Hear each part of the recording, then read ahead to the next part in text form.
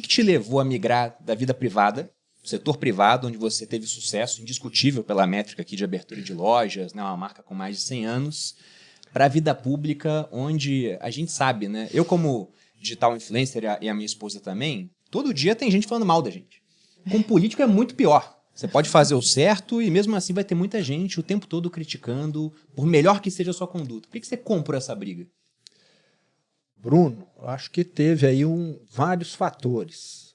Um alinhamento de planetas. Não foi só um, não. Vamos recapitular aqui. Primeiro, eu fiquei 30 anos abrindo lojas, rodei mais de 2 milhões de quilômetros dirigindo, grande parte disso por Minas Gerais. Lembrando que apesar da empresa da família ser antiga, esse ramo foi um novo negócio que eu abri. Começou praticamente do zero. O ramo nosso sempre foi concessionária de veículos. Existe ainda, só que hoje o negócio de varejo é muito maior do que o de concessionária de veículos. E eu vi que tinha um potencial de crescimento, comecei a abrir, fiz de acordo com o perfil de Minas Gerais. Minas Gerais são 853 municípios, a grande maioria pequeno. Então, nós especializamos nesse tipo de negócio. Nós não temos loja em shopping, nós não temos loja em região metropolitana, nós temos loja em cidades de 10, 20, 30 mil habitantes. E é o que não falta em Minas Gerais. Então, fiquei dedicando toda a minha vida. E chegou 2016, eu falei, eu quero ver essa empresa que eu fiz crescer funcionar sem a minha presença.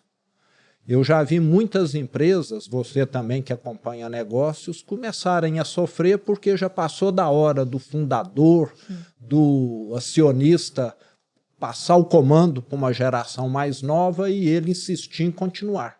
Eu acho que nós temos condição de contribuirmos muito, mas nós somos mortais. Sim. Então já vi muito empresário só deixar um negócio na hora de ir para o cemitério ou para o hospital. E eu não queria isso. Então fiz a minha sucessão em 2016, a empresa profissionalizada, com balanço auditado, tudo direitinho, e fui para o conselho de administração. Queria ter uma vida menos corrida, entendeu?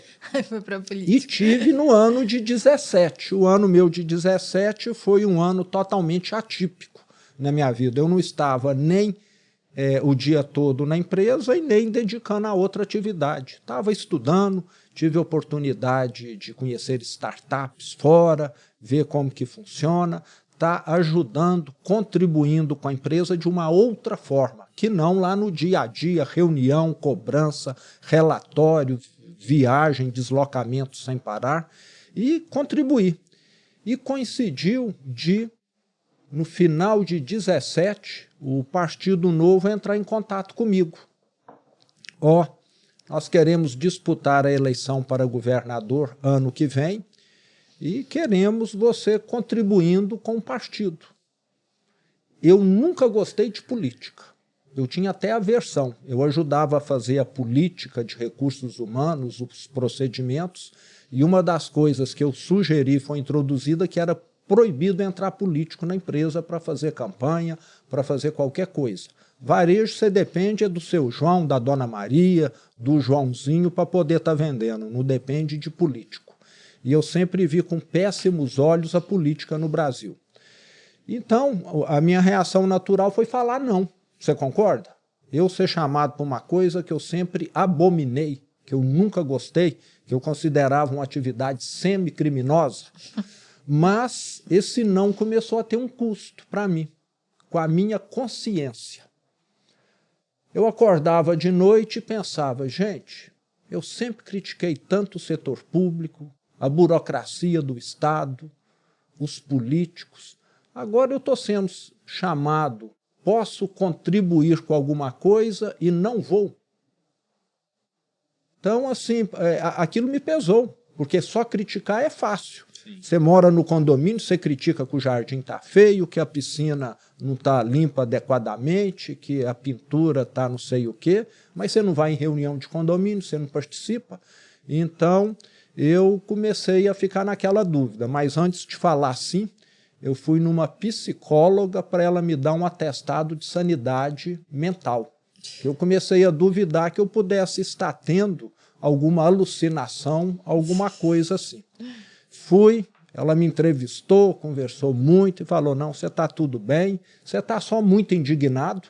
Lembrando que lá em 2017 a gente estava vivendo pós-impeachment, petrolão, mensalão, mala de dinheiro, mais escândalo, corrupção do PT, não sei mais o quê.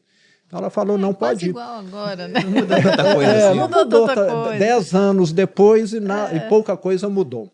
E aí, mudaram algumas coisas. Eu fui com a cara e com a coragem. Eu falo que se aquela eleição de 2018 fosse esses grandes aquários que a gente vê com tubarão, teria lá alguns tubarões, que são os políticos de sempre, da política tradicional, com bastidões por trás, com apoio de centenas de prefeitos, milhões para gastar. E além desses tubarões, teria lá um lambari desse tamanho que seria eu. Entendeu? Porque eu estava num partido pequeno, desconhecido, sem recursos, o partido não usava recursos públicos, mas mesmo assim acabamos fazendo essa reviravolta. Então acho que o que me moveu foi inconformismo, foi indignação. Lembrando que meus últimos 2 anos na empresa, 2015 e 2016, Bruno, eu tive de reduzir o quadro da empresa em 2.500 funcionários, devido à recessão. Sim. Você acompanha a economia, você sabe que a maior recessão da história do Brasil foi a de 2015 e 2016. E ali eu comecei a ver que não adianta você estudar muito, eu sempre fui bastante estudioso, não adianta você ser um bom profissional, não adianta você criar uma empresa boa se você está num país que está caminhando para ser uma Venezuela. O que vale qualquer empresa na Venezuela? Nada. Ninguém quer ir para lá. Um país onde só tem corrupção, não tem nenhuma previsão de nada. Então, em 2015 e 2016, eu acho que eu comecei a sentir. Mas a virada mesmo veio em 2017 com o convite do partido e essa reflexão. E lembrando também que a minha situação financeira me permite estar na política ganhando ou perdendo a eleição, não vai fazer diferença, eu não dependo, graças a Deus, de estar ganhando ou não qualquer eleição para me manter. Meus filhos já formados, criados também. Outro ponto que acabou ajudando, eu separado, que eu acho que casado e fazer campanha é uma coisa complicada, sabe? Você passa a viver igual cigano, cada noite num lugar, porque na minha campanha de 2018, eu fui a mais de 200 cidades. Nossa. Numa campanha, a mais de 200. Rodei só no meu carro, sem considerar voos e carros de terceiros, que às vezes eu utilizei, mais de 70 mil quilômetros. Então é uma maratona. E para quem tem família, acaba sendo, às vezes, um obstáculo. Mas os filhos criados, separados, acabou que funcionou. Então estamos aí. E mostrando que é possível fazer uma política diferente. 70 mil quilômetros só na campanha? Só na campanha. E foram quantos meses?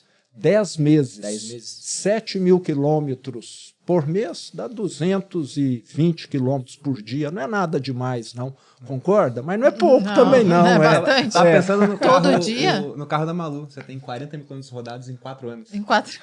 Mas olha só, esse é um carro bom para vender, hein? No dia que tá você for vendo? vender, O pessoal sabe. Tá vendo? No dia que, que a gente fez um episódio recentemente. Tá, e aí eu botei a venda. Tá à venda, é um ótimo carro. É um carro híbrido no episódio. Falou, pô, híbrido pode dar problema. Não conta, amor. A gente tá aqui vendendo carro.